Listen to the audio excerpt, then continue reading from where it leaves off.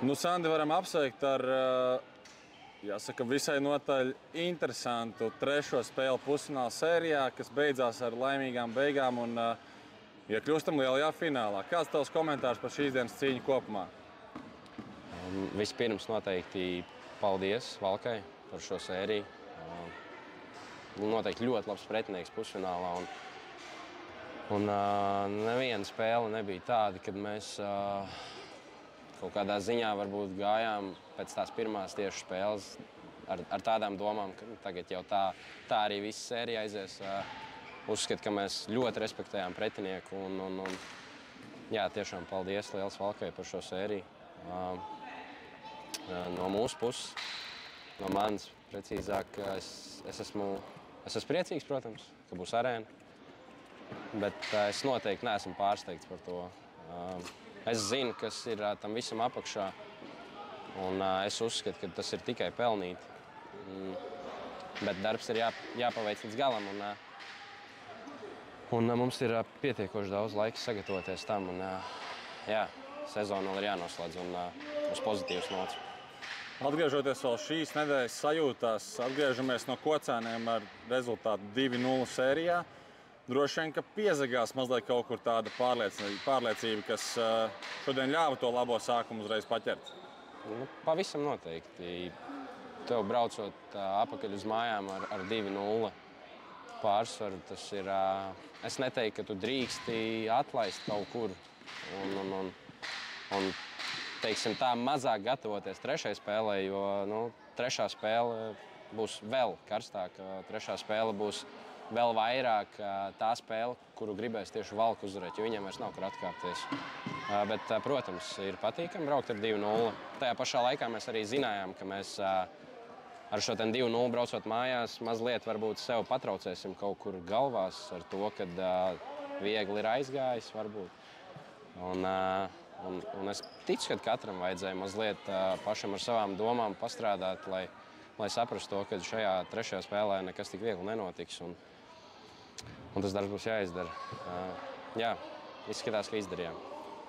Kā tu raksturotu ažiotāžu, kas bija ap šo spēli, ap šo sēriju? Vēl jau vairāk šodien uzstādīts arī mājas spēļu apmeklētības rekords, tai 500 skatītāji šeit pat Lots manēžā.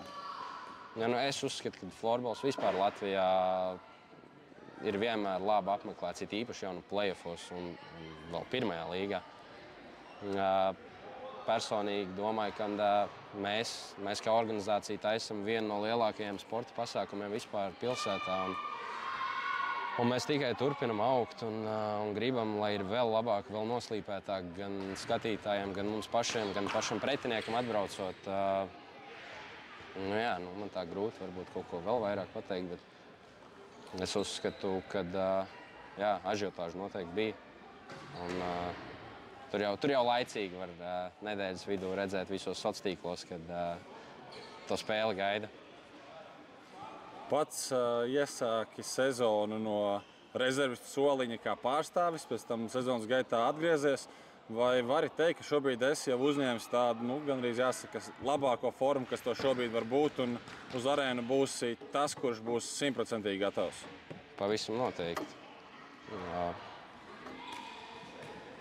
Es uzskatu, ka forma man jau bija pēc janvāra. Es biju iekāpis tiešām labā ritmā.